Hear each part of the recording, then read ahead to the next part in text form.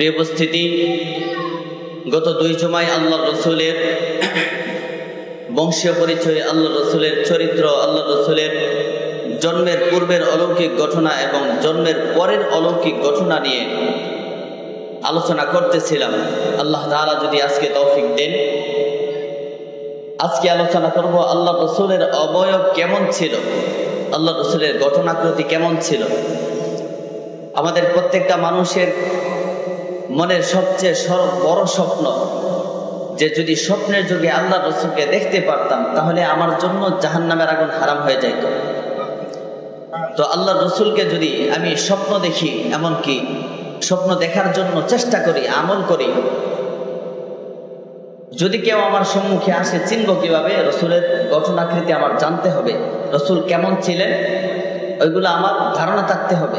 তবেই যদি আমি স্বপ্নের যুগে আল্লাহ রসুলের উপর দরুদ পড়তে পড়তে, ইবাদত করতে করতে ঘুমিয়ে যায়, হঠাৎ করে আল্লাহ রসুল আমার সামনে উপস্থিত হয়ে যায় বা আমাকে কিচ্ছু বলে। আমরা তো স্বপ্নের যুগে বাবাকে দেখতে পাই, মাকে দেখতে পাই, বিভিন্ন মানুষকে দেখতে পাই, অনেকে দেখে। তো যদি আল্লাহ রসুল এসে পড়ে তখন আল্লাহ রসুল চিনব কিভাবে উনি যে আল্লাহ রসুল? ঘটনাকৃতি সম্পর্কে আপনাদেরকে কিছু ধারণা দিব, আল্লাহ তাআলা যদি তৌফিক দেন। ওমা তৌফিক ইল্লা বিল্লাহ। এর সাথে আল্লাহ রসুলকে কেমন ভালোবাসতে হবে, কতটুকু ভালোবাসলে আমাদের ভালোবাসা পূর্ণ হবে। আসলে জানাজা আছে, সময় অনেক কম, এজন্য অল্প সময়ের ভিতরে শেষ করে দেওয়ার চেষ্টা করব। আল্লাহ রসুলের গায়ের রং কেমন ছিল? কিতাবের মধ্যে লেখা হয়েছে আল্লাহ রসুল উজ্জ্বল ফর্সা ছিলেন, হালকা লালাব আভাযুক্ত ছিল। কেমন যেন হালকা, কেমনটা লাল লাল ছিল বলতে আল্লাহ রসুলের ফর্সার মধ্যে এমন একটা রং ছিল, ফর্সা লালের মধ্যে এমন একটা রং ছিল যে কেউ দেখতো আল্লাহ রসুলকে দেখে তার প্রেমে পড়ে যেত, এত সৌন্দর্য ছিল। আল্লাহ রসুলের মুখ মুবারকের অবস্থা কেমন ছিল? হাদিস শরীফের মধ্যে লেখা আছে আল্লাহ রসুলের মুখ মুবারক ছিল গোলাকৃতির। আল্লাহ রসুলের চোখ মুবারক কেমন ছিল? আল্লাহ রসুলের চোখ ছিল কিছুটা বড় আকৃতির, তবে এত বড় না যে দেখলে খারাপ দেখা যাবে, কিছুটা বড় আকৃতির ছিল। আল্লাহ রসুলের চোখের মনি মুবারক যে ছিল, যে অংশটা দিয়ে আমরা দেখতে পাই, কালো অংশটা চোখের মধ্যে, এই কালো অংশটা ছিল একেবারে কুচকুচে কালো।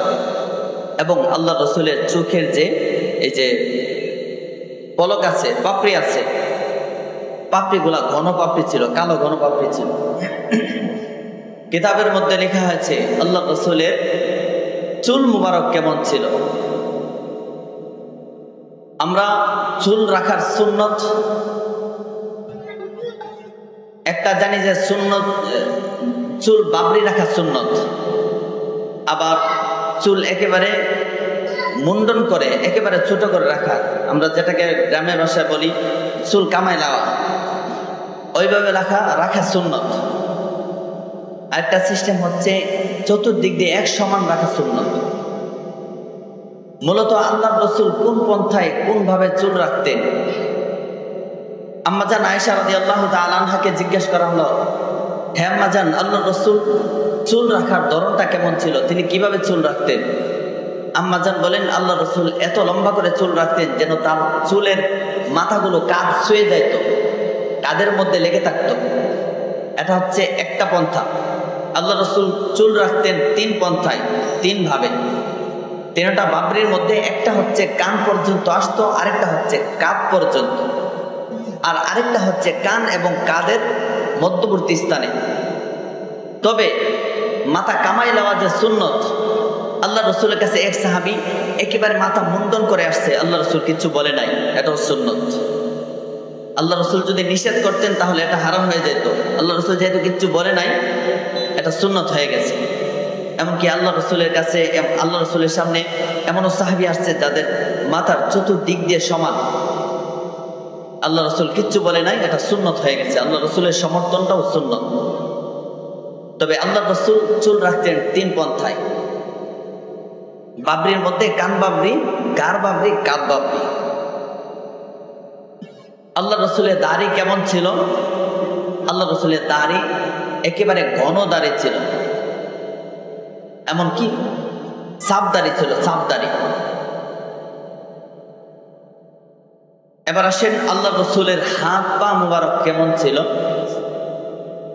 কিতাবের মধ্যে লেখা হয়েছে আল্লাহ রসুলের হাত পা, হাতের বাহু এবং হাতের পেশিগুলাতে, প্রত্যেকটা পেশিতে, প্রত্যেকটা গোশত যেই জায়গাগুলোতে আছে খুব গোশত ছিল, এবং কি আল্লাহ রসুলের হাড়গুলা, হাত পায়ের হাড়গুলা অনেকটা মোটা ছিল, হাতের মধ্যে প্রচুর গোশত ছিল, কিন্তু আল্লাহ রসুলের হাত অনেকটা মোলাম ছিল, আরাম ছিল, এমনকি নরম ছিল। আল্লাহ রসুলের কাঁধ মোবারক ছিল অনেকটা দৈর্ঘ্য, ফাঁস। বর্তমান যারা জিম করে তাদেরকে দেখা যায় কোমরটা একেবারে চিকন হয়ে যায়, বডির সাইডটা অনেকটা ফাঁস হয়ে যায়। আল্লাহ তাআলা আল্লাহ রসুলকে এমনভাবে বানিয়েছেন যেন যারা জিম করে তাদের চেয়েও অনেক সুন্দর, যে সুন্দরের কোনো তুলনা নাই। সুবহানাল্লাহ। আল্লাহ তাআলা নিজ হাতে তার হাবিবকে বানিয়েছেন। আল্লাহ তাআলাই তিনি তার হাবিবকে কিভাবে বানাবেন, তিনি ভালো করে সুন্দর করে বানিয়েছেন। কিতাবের মধ্যে লেখা আছে আল্লাহ রসুলের গাম মোবারক কেমন ছিল? সাহাবায়ে কেরাম বলতেন, আমাদের বাসা বাড়িতে যখন কোনো অনুষ্ঠান হইতো আমরা আল্লাহ রসুলের গাম মোবারক গুলো ব্যবহার করতাম, যেন সুঘ্রাণে একেবারে সুগন্ধিত হয়ে যায়। আল্লাহ রসুলের, আমরা যখন জুমার দিন নামাজে যাইতাম তখন চেষ্টা করতাম আল্লাহ রসুলের ঘাম যেন আমাদের শরীরে মেখে যাইতে পারি, কারণ আল্লাহ রসুলের ঘামের মধ্যে এত পরিমাণে সুগন্ধ করতো, পৃথিবীর কোনো সুগন্ধ তার কাছে যায় না, এত সুগন্ধ ছিল আল্লাহ রসুলের মধ্যে, আল্লাহ রসুলের ঘামের মধ্যে। এমনকি আল্লাহ তাআলা আল্লাহ রসুলকে এমন এমন গুণাবলী দিয়েছিলেন, এমন এমন ভাবে সৃষ্টি করেছেন। আমরা তো শুনেছি, ঘটনা জানি যে আরবের কাফেররা তারা আল্লাহ রসুলের কাছে যেন কোনো মানুষ না যায়, তারা চাইতো, তারা এলান করতো মুহাম্মদের কাছে কেউ যায় না, মুহাম্মদ পাগল, আমাদের নবীকে পাগল, এবং শায়ের বা বিভিন্ন অপবাদ দিয়ে তারা বেড়াইতো। ছোট্ট একটা ঘটনা বলি, হজের সময় মক্কা নগরীর সমস্ত কাফের বৈঠক করছে। হজের সময় তো সারা পৃথিবী থেকে এই মক্কা নগরীর মধ্যে মানুষ আসে।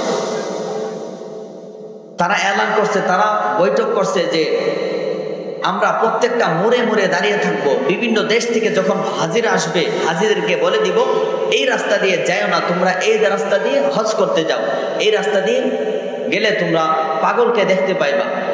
পাগল, আল্লাহ রসুলকে পাগল বলে আখ্যায়িত করতে লাগলো। মানুষ তো নাসুর বান্দা, যেই দিক থেকে নিষেধ করা হয় সেই দিকে বেশি যায়।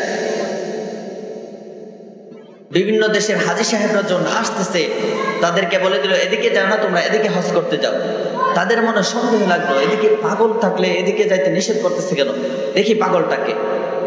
যখন হাজী সাহেবরা, বিভিন্ন হাজিরা, বিভিন্ন দেশের হাজী সাহেবরা আল্লাহ রসুলকে দেখার জন্য যাইতো, তারা যেহেতু পাগল বলছে পাগলটাকে একটু দেখে যায়, দেখার জন্য যাইতো, আল্লাহ রসুলের তিলাওয়াত শুনে, আল্লাহ রসুলের চেহারা দেখে তারা ঈমান আনতে বাধ্য হইতো, বলতে বাধ্য হইতো যে এই ব্যক্তিটা কোনো পাগল হতে পারে না, এই ব্যক্তিটা কোনো শায়ের হতে পারে না, জাদুকর হতে পারে না। আল্লাহ রসুলের হাতে হাত রেখে মুসলমান হতে বাধ্য হইতো।